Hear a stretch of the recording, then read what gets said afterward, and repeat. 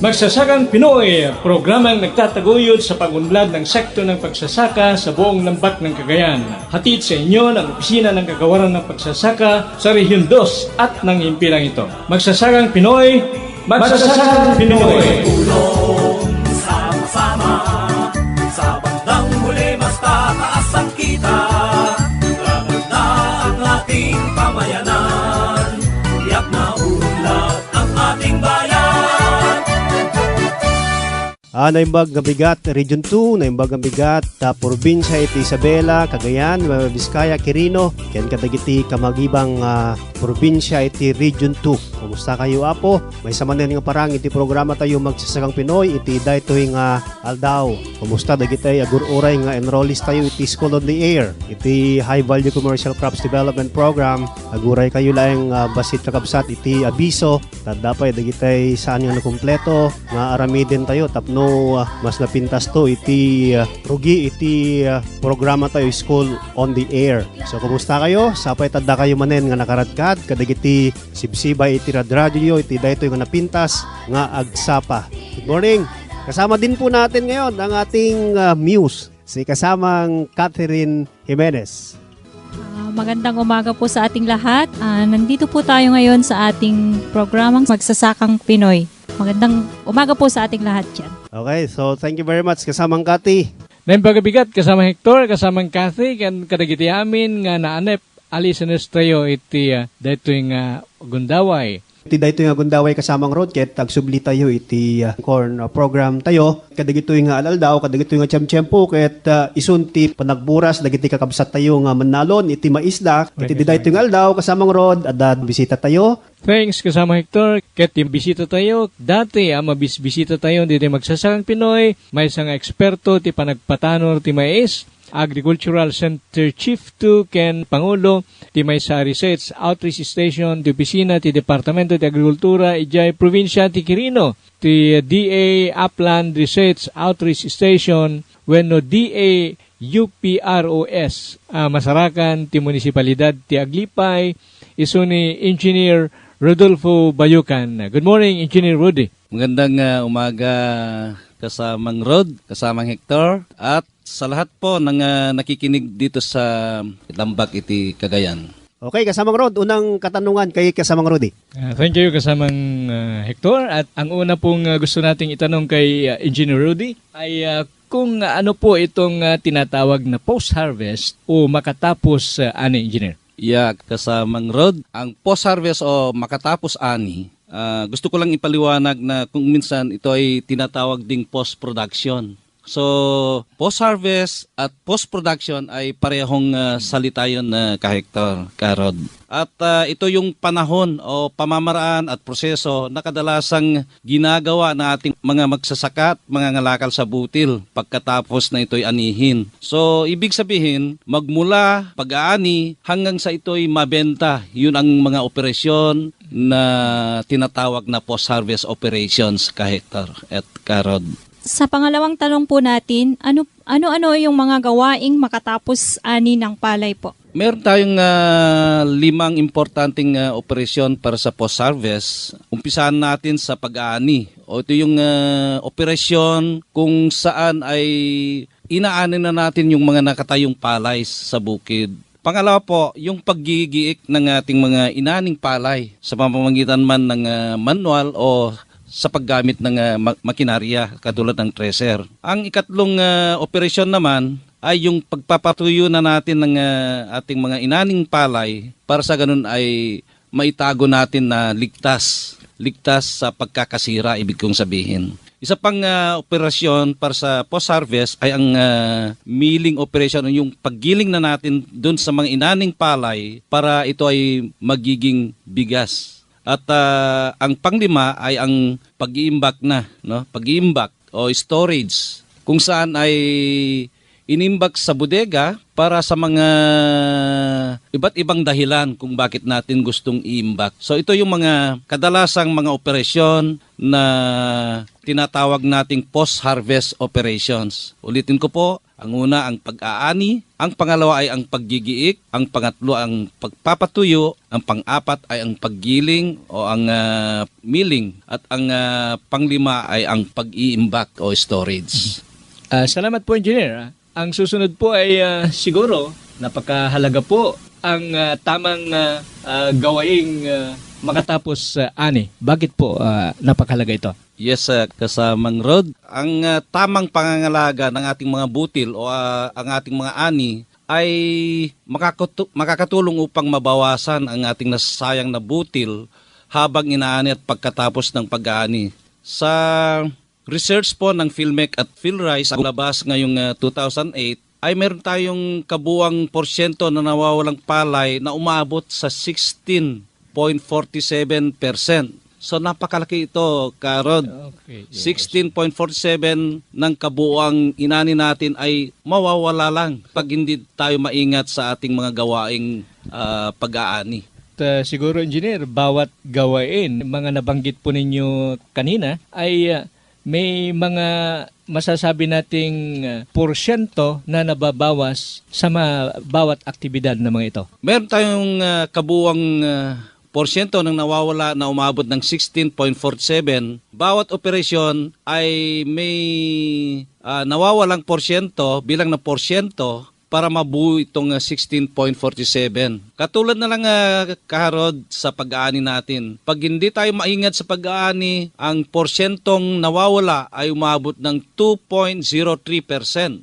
Ang pagsasalansan ay may kabuang porsyento din na nawawalang ani na 0.08% o kulang ng 1% na ito, Karod. Sa pag-giik naman, may kabuang porsyentong nawawala na 2.18%. At ang isang pinaka-problema sa lahat, ang pagpapatuyo o yung drying operations natin kasi umaabot na sa 5.86% ang kabuang nawawala sa operasyon na ito. Samantala, ang pag-iimbak naman ay meron lang 0.8%. So hindi gaano malaki ito, hindi gaano kalakihan. Pero ang susunod na isang problema, kung ang pag-usapan ay bagdang pagkawala ng ating inani, ay ang paggiling o ang milling operation. Dahil ito ay umaabot ng 5.52%. So malaki-laki ito, Karod. Para pong sinasabi natin, Engineer, na yung pagsasama-samahin natin lahat, itong mga nawawala ay umaabot, katulad ng nabanggit kanina, ng 16.47%. At kung masosolve natin ito, Karod, ka-hector, yung 16.47, masave lang natin yung 10%, malaking pakinabang na natin sa buong bansa ito. Sadyang napakahalaga po itong pinag-uusapan natin na kasamang Rudy, kasi kung ating susumahin ang total losses o total loss ng ating mga magsasaka dun sa post-harvest operations pa lang niya is 16.47 na. How about yung mga ibang losses pa niya outside this post-harvest operations? So, mga kaibigan na mga magsasaka, napaka-importante po, napakahalaga na dapat malaman natin lahat ng mga ito. Kasi kung masolve na lang natin itong sinabi ni kasamang Rudy, yung pagpapatuyo nga, 5.86 at saka yung paggiling or yung milling 5.52, malaking dagdag na ito kasamang Rudy. Okay. So maraming problema tayong dapat i-considera para ma-achieve natin yung sufficiente sa pagkain natin dito sa Pilipinas sa ka-hektar. Engineer, base po sa datos na nabasa po natin nung taong 1995, napapansin po natin na may pagbabago sa kabuuang porsyento ng nawawala sa operasyong Makatapos Ani. Noong 1995 po, ang kabuuan ay 14.8. Tapos yung base po sa lumabas na datos noong 2008, ang kabuuang porsyento po ng nawawala ay 16.47%. O Bagdan, ano po kaya ang dahilan kung bakit may pagbabago dun sa datos na ipinalabas ng PhilMec po at saka PhilRice? Kasamang Kati, bago ko sagutin yan, gusto ko lang ipaliwanag na meron na akong 3 set o resulta ng pag-aaral na ipinalabas. Ang unang nagpalabas ng resulta ng pag-aaral sa post-harvest losses ay si Dr. De Padua ng UPLB. Then, nung meron na tayong dating BIPRE o yung Bureau of Post-Harvest Extension and Research ay nagpalabas sila nung 1995 ng resulta ng kanilang pag-aaral. At nito lang 2008 ay meron ulit pag-aaral na ginawa ang BIPRE na nagsasabing may pagbabago sa kanilang data sa post-harvest losses. So, tama ka nga na may pagbabago sa bawat data na lumalabas ngayon kumpara noong 1995. Katulad na lang sa pag-aani kasamang Kati, in 1995, meron lang silang kabuwang nawawalang ani na 1.8. Ito ay sa pag-aani pa lang, sa harvesting. Then, ang bagong labas ay 2.03. Ibig sabihin, medyo lumaki ng konti. Ano? From 1.8 to 2.03.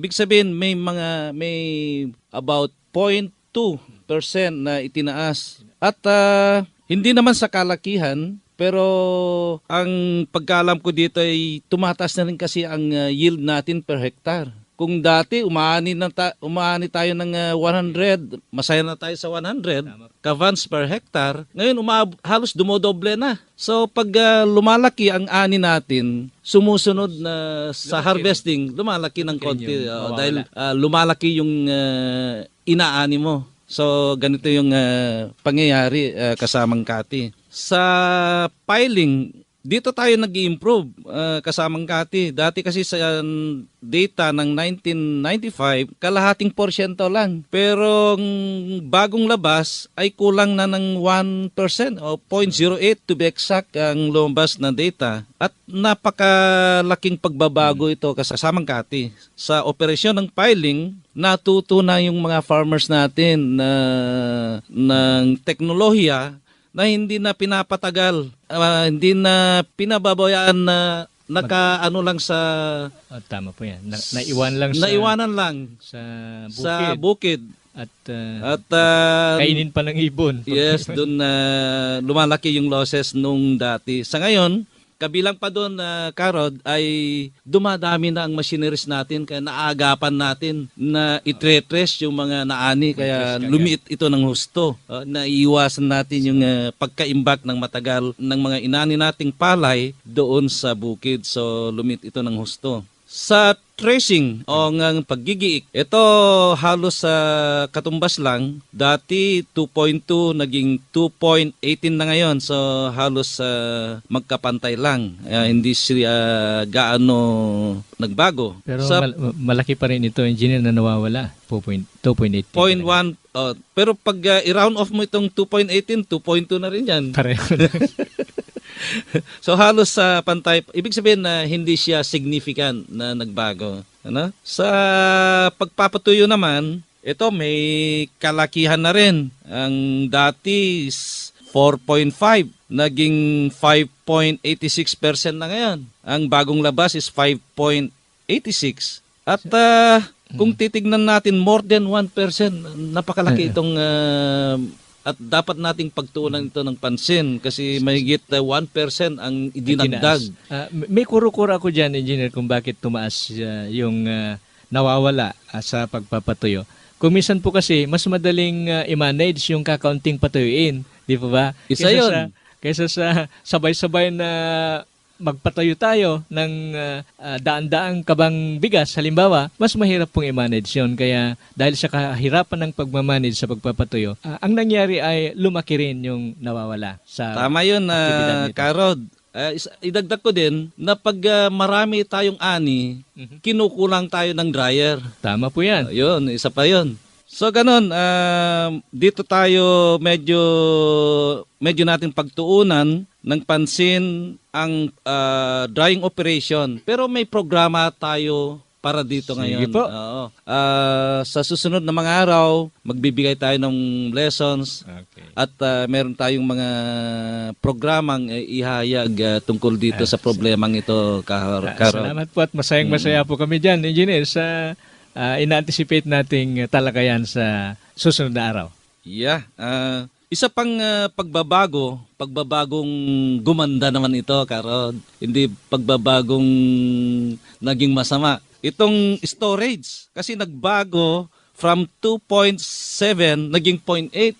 So almost 1% uli ang pinagbago na gumanda ang operasyon sa storage. At sana po'y gaganda pa pagkatapos ng mga ilang anihan natin. Tiyak yan, yun ang target nating gagawin. Na lahat ng losses sa bawat operation, sa lahat may Sa lahat target na. tayong i-improve na. Salamat.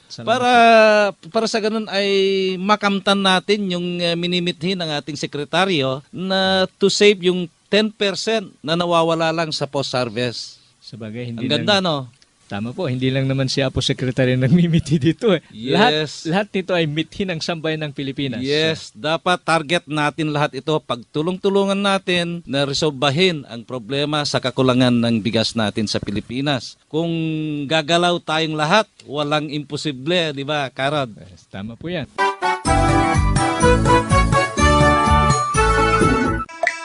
Gayem, parikot mo kadi dagiti kalamidad at tinawan amang dadael kadagiti mulam. Pues, adtuyan ti solusyon. Ti 5 into cropping scheme, when maminlima panagtalon iti lasud ti duwatawan. Posible gayem. Naiplano ti panagmula tapno mailisi dagiti raep kadagiti didigra akas iti bagyo. Layos, lamiis ken tikag. Mangted pa iti gobyerno iti nananay at tulong a technical ken pinansyal, kas tamat iti panakapartuat dagiti bini a pagbakal kadagiti dakes akas sasaad ti panawan.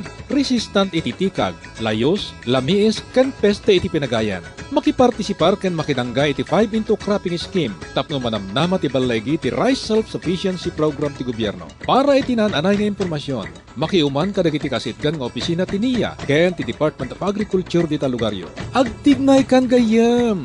Itan!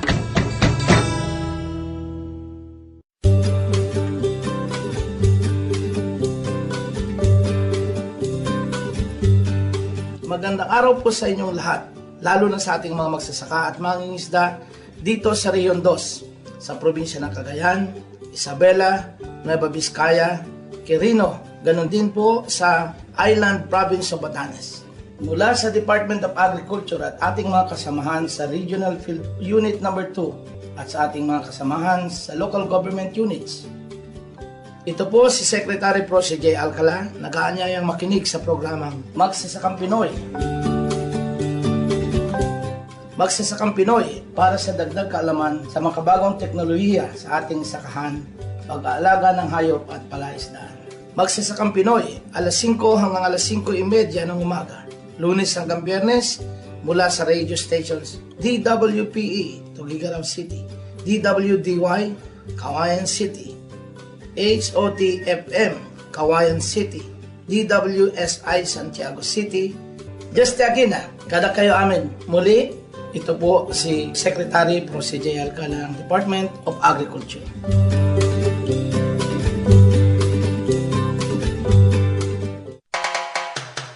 Para po sa ating mga tagapakinig sa lungsod ng Santiago, lalawigan ng Isabela, napapakinggan din ang Magsasakang Pinoy sa himpilan ng DWMR mula alas 5:30 hanggang alas 6 ng umaga, Lunes hanggang Biyernes. Sa bayan naman ng Bayumbong Nueva Vizcaya, mapapakinggan ang Magsasakang Pinoy sa DWRV. Sa lalawigan naman ng Cagayan, sa bayan ng Lallo, ay mapapakinggan ang Magsasakang Pinoy sa DWRL-FM sa oras na alas 8 hanggang alas 8:30 ng umaga. Sa bayan naman ng Aparay, napapakinggan din ang ating programa sa himpilan ng radyo natin mula alas 11:30 hanggang alas 12 ng tanghali, Lunes hanggang Biyernes. Maraming salamat po.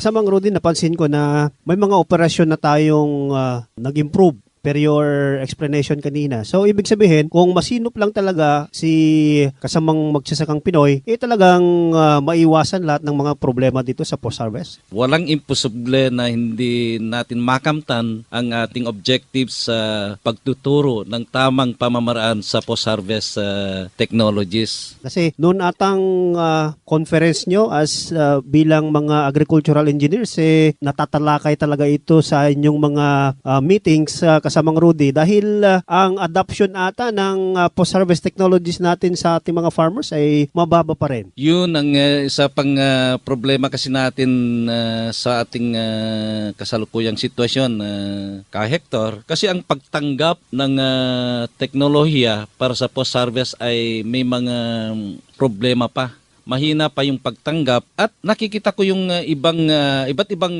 rason kung bakit, ka-Hector. Karamihan kasi sa teknolohiya ng post-harvest ay ang paggamit ng makinarya.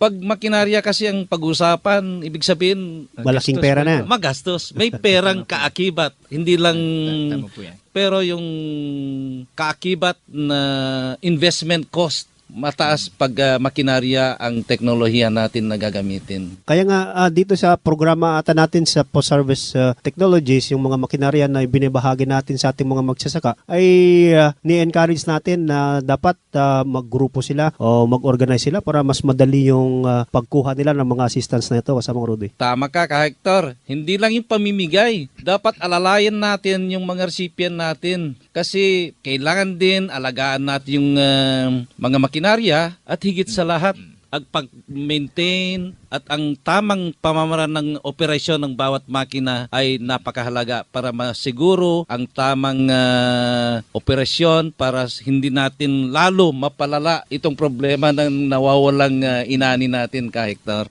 Balikan natin yung tanong ni kasamang Kati.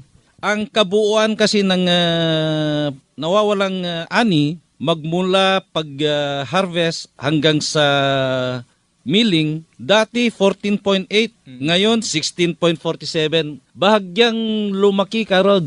At ito nga yung mga pinalawanag natin kanina ang iba't ibang kadahilanan. So, maring hindi ka gulat-gulat dahil nga may mga tinalakay tayong mga kadahilanan kung bakit tayo bahagyang lumaki ang ating post-harvest losses. Yung paggiling, kasamang Rudy, o milling, from 3.1 to 5.2, ano po yung talagang rason ho dito? Malaking porsyento rin ho kasi ito eh. Yeah, kung titignan natin yung 3.1 to 5.2, napakalaki. 2%. 2.5, halos umabot ng 2.5. At alam niyo po, ito na yung last process kasi yung milling paggiling na ating mga inaning palay, ito na yung last. At ang paggiling kasi dahil last na ito, last operation, parang cumulative. Pag mahina ang pag-handle mo from harvesting to storage, Okay. Apektado. apektado na yung milling mo. Yung pagmimil. Ang Tama. ibig ko sabihin, ang kalidad ng ating ani, pagkatapos na magiling, May kontribusyon. may kontribusyon kung paano mo Ginigiling. minanage. Yung kalidad ay kaakibat ng proper management sa bawat operation.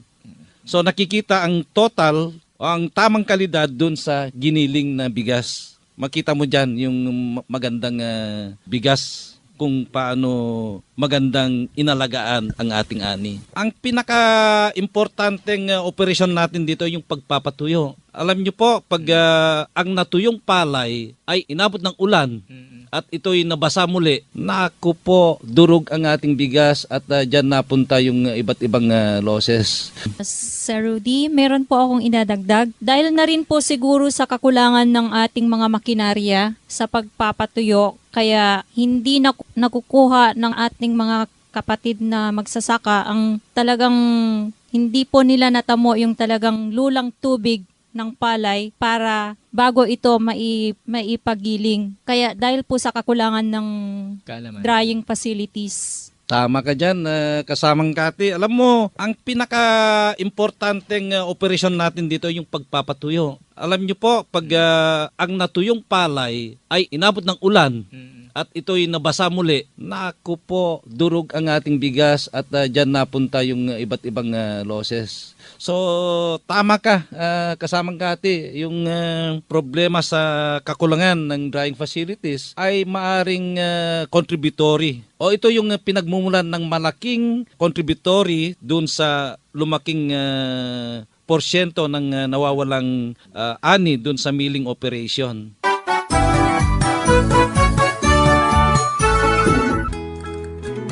Aralan, makabagong teknolohiya sa pagtatanim ng palay mula sa PhilRice. Palay Aralan. Narito si Kaluy Tabing sa kanyang panayam. Iba't iba ang uri ng mga damo na tumutubo sa ating palayan. Meron damong malapad ang dahon, meron damong makitid ang dahon, merong palay na ay damo pa. Ano ho ba talaga ibig sabihin ng damo? Ang damo po sa pinakasimpleng kahulugan, ito po yung mga halaman na hindi natin kailangan sa ating palayan. Kaya nandun yung sabing, kahit palay na nga yan, pwedeng sabihin, ituring na damo pa rin. Pwede po yon. Dahil hindi nga po natin kailangan yung isang uri o isang variety ng palay na dapat wala doon sa ating palayan. Kaya sa paglaki ng palay, may mga tumutubo pang bagong palay galing doon sa mga binhing ng laglag, dapat pala alisin yon.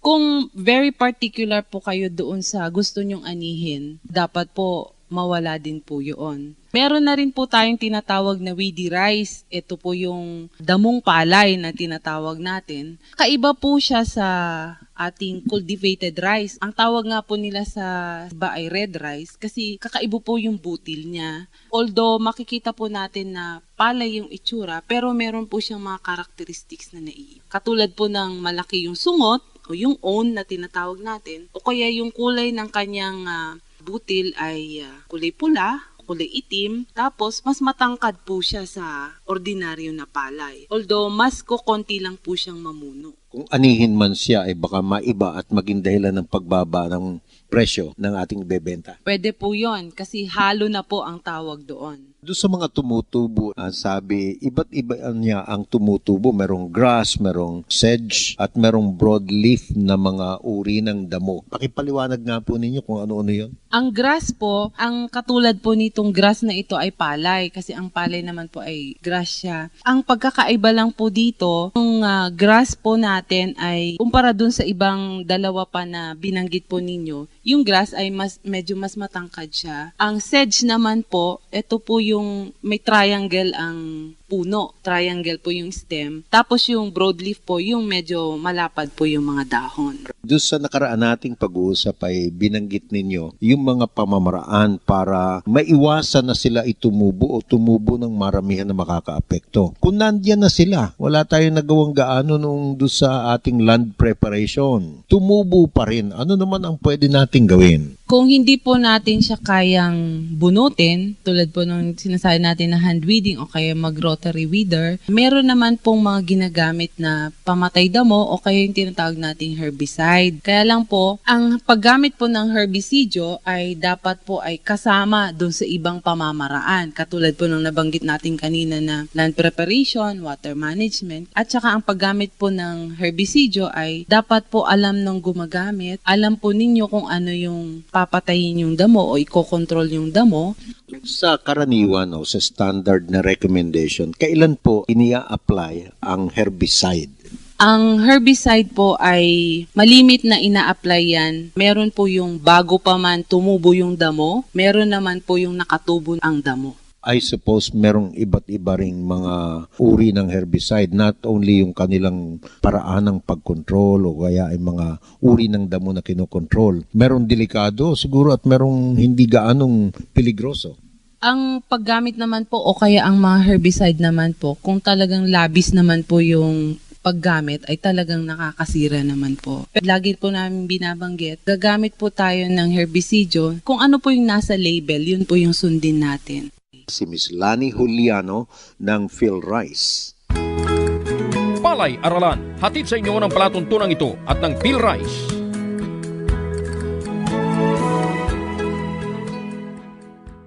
Ditan kakabsat mi, iti nagngudwan dito agdamang edisyon di programa tayo Magsasakang Pinoy at agyaman kami manen ti anasyon. Nakita ko na kada kami, itinapalabas nga 30 minutos. Sa pagkakataong ito, kunin na rin po natin ang parting shot ni kasamang Rudy. Kasamang Rudy. Yes, Ka-Hector. Muli, gusto kong magpasalamat sa ating mga nakikinig sa araw na ito. Sana samahan nyo kami sa mga ibang araw pa at tiyakin ko na marami pa kayong mapupulot na magandang aral hinggil sa post-harvest. Ito po muli yung kasama si Cathy. Hinihikayat po namin lahat po ng mga iba pang magsasaka para ito'y makatulong sa ating farming endeavor po. Salamat po at muli itong abang lingkod, Rod Sonico, nagpapaalam na at umaanyaya na tayo pa rin ang magkasama-sama bukas sa ating Magsasakang Pinoy. God bless us all at magandang araw po muli sa ating lahat. Okay, so DJ tinagudwan iti programa tayo kakabsat iti dayto yung agsapa. Dayto ni pagayam yun ng kasamang Hector agpagpagada. Aging gana into no sumarunumanan nga parang ti Magsasakang Pinoy. God bless. Magili naming taga-subaybay, ating natunghayan ang isa pang edisyon ng programang Magsasakang Pinoy na nagbigay alam ng sari-saring impormasyon tungo sa ikaunlad ng sektor ng pagsasaka sa buong lambak ng Cagayan. Inihatid sa inyo ng Opisina ng Kagawaran ng Pagsasaka sa Region 2 at ng himpilang ito. Magsasakang Pinoy, Magsasakang Pinoy!